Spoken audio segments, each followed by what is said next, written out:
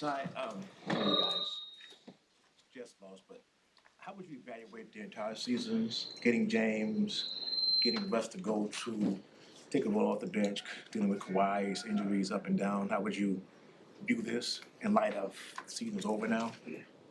I just view it as a great opportunity. You know, acquiring James, getting James here, a guy that can pass the basketball, make it easier for our other guys. So PG and Kawhi don't have to do all the lifting offensively. So acquiring James, like I said, it took us a little time to figure it out and how we wanted to play, rotations, getting guys in the right spots, and once we figured that out, like we had a really great stretch. Going 26-5. After that, we had some injuries, guys, in and out, minute restrictions, stuff like that. Kind of killed our flow. But then I thought, towards the end of the season, we got that back. And, just, it's always the what if, and so I give our guys credit, like I said, for just sticking with it through all the ups and downs and all those the negative scrutiny and all the things that they went through this season. But to come back and do what we did and like I said, finish fourth in the West in a tough Western Conference, and having to go into a series again, shorthanded. And so I give our guys a lot of credit, for the scrap and and not just give, like I said, the Clippers opportunity for me having an opportunity to have these guys and work with them every day, and they put the work in, and we got better, And so tip your hats off to Dallas. They played a hell of a series. J Kidd and Duds and Sweeney, they had these guys prepared. Like they had a game plan, a really good game plan. They stuck to it. They executed it. And like I said, J Kidd did a hell of a job, And so when you come into a hostile environment like this, you can't give up 18 offensive rebounds. You got to secure those balls and hit bodies, in which we talked about coming into the series. And then I just thought, you know, in that first half, I thought Zoo was dead. After he had to play 22 minutes in the first half, just to kind of get back in the game. We were down 13, and PG and James as well playing 22 minutes. It caught up with us, and you saw that, in the third quarter and into the fourth that we just ran out of gas, and so Kyrie, excellent performance in the second half, only having two at halftime, ended up with 28. I thought we did a good job mixing up our coverages, with Luca trying to keep him off balance. But overall, like I said, I'm proud of my guys, and I'm happy. I was happy, for the opportunity, and I'm happy the work the guys put in to get to this point. After you touched on some of this, but after getting some stops and buckets to tie things up at the half, what was that biggest difference, particularly in that third quarter, to go down? Came out, had 3 out of 4 bad possessions, turned the ball over. They got a couple easy ones in transition, and we just wasn't sharp, offensively, which allowed them to get out in transition, get a couple steals, get a couple easy baskets, and then they went up 8, and they kind of had the momentum from there. I think Kyrie had 15 at the end of the third and then ended the game with 30. What was so hard about defending him, particularly behind the arc? Um, we didn't do a good job. We didn't do a good job. We understand that, Luca's gonna get his. He's gonna if you double team and blitz him, he's gonna pick you apart. And we just figured that, the guy we wanted to try to take out of the series was Kyrie. And we had him in the half court. We did a good job, but in the second half, this game, I think, like I said, J Kidd did a great job of just giving him space, let him play one on one. We're supposed to be firing, trying to get the ball out of his hands, but he's so quick and shifty. He was able to reject, get baseline, which we was firing from the middle, and so it was tough on us. And so Kyrie's a special player. I've always said that, and has no offensive weaknesses. He can do everything on the floor, and he had a really big second half to propel the team to a win. You mentioned what if again, and that's one thing you've always said, like, hey, when we have our guys healthy, we haven't lost a series yet. This year, you guys took a different approach. I mean, you didn't load manage. You guys worked hard. You did all the conditioning, everything. Is there anything in your head that you can think of what can I do to just have this I'm team? going back to load management. No, I mean, our guys, man, like I said, start training camp.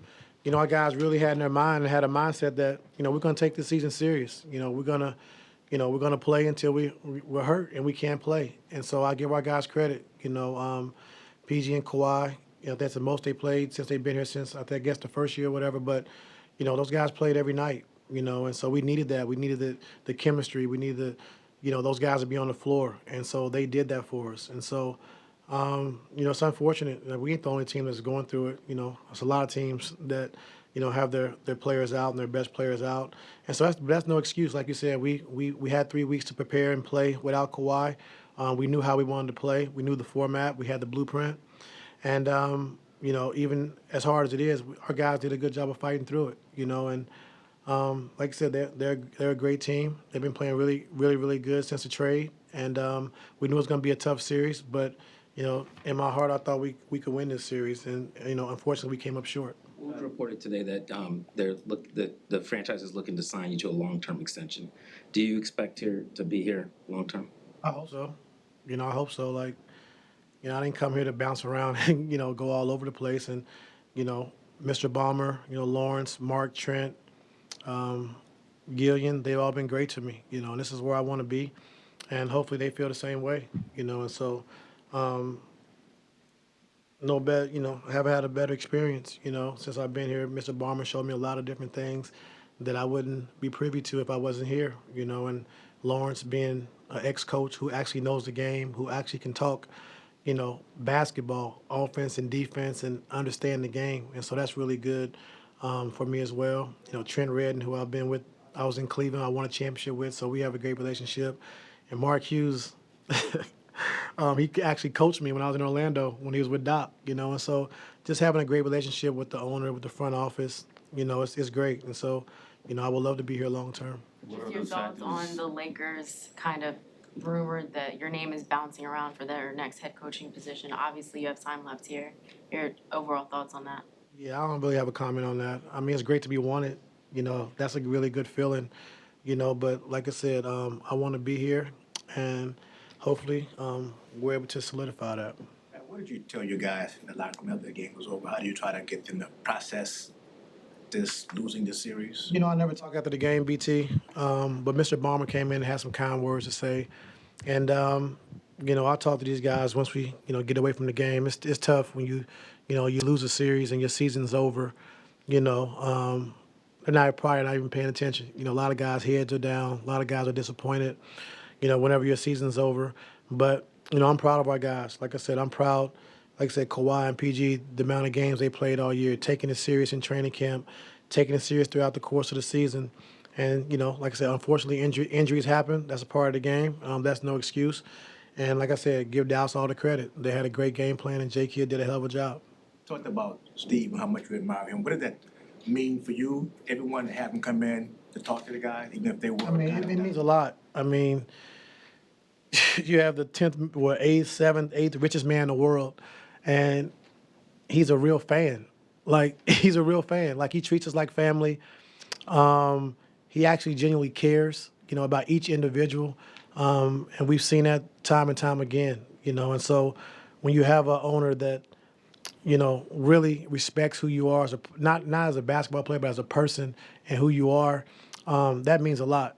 Not just putting you on a basketball court and say, okay, you work for me. Like, he really genuinely cares about each individual. He cares about the wins. He's fired up. He's passionate about it. And so that's what I love, the most about Mr. Balmer. He treats everyone as equals. You've been going through a series tie now against them and seeing Kyrie in this stage of his career. What's different about his game and playing He's alongside Luke? very, very patient. You couldn't get this Kyrie when I had him, 2016. He was a flat-foot killer. Like, he wants to kill you every moment, every second. But now you can see, like, he's just letting the game come to him. Oh, y'all gonna blitz me? I'm gonna get off the ball, make the right play. Okay, the game's getting out of reach, then I'm gonna take over and be aggressive offensively. And so he's really figured out how to pick his spots, when to be aggressive, when to make plays. And he's never rushed on the floor. Great poise, great patience.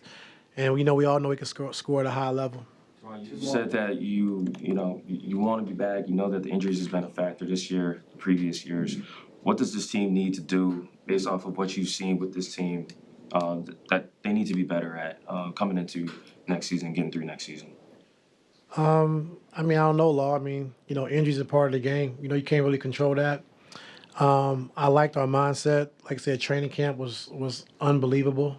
Coming out of that training camp, I felt really good. Then we acquired James, which was a great, acquisition. Picking James up, really helped our team. We had to change the way we played. We had to kind of, the things we did in training camp was different than when we got James, and so we just kind of changed some things. But for me, like I said, I'm proud of the guys, and I mean, there's nothing I would correct. You know, like we did what we had to do. We fought through a lot of adversity, and we got to this point, and just unfortunately, we ended up shorthanded. What are opportunities for the team to be better, even if it requires something external? Say it again. What would you say are opportunities for the team to be better, even if it requires something that isn't existing on the team right now? I like our team. Last question. You've been through a lot these last couple of years, basketball, non-basketball, just mentally maybe a bit too close to the game to answer this, but just where are you as far as like, just personally being able to go through another season after the last couple of years that you've been through? You said what?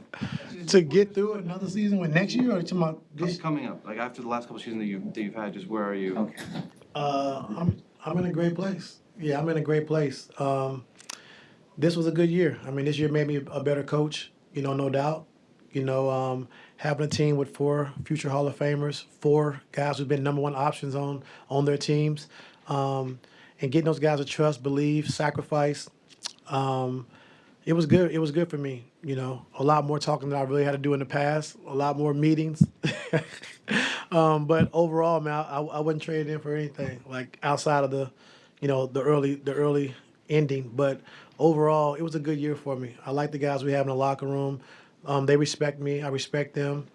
And yeah, I feel really good, Tomer. So yeah, I'm ready to move on to next season, get better. Yeah.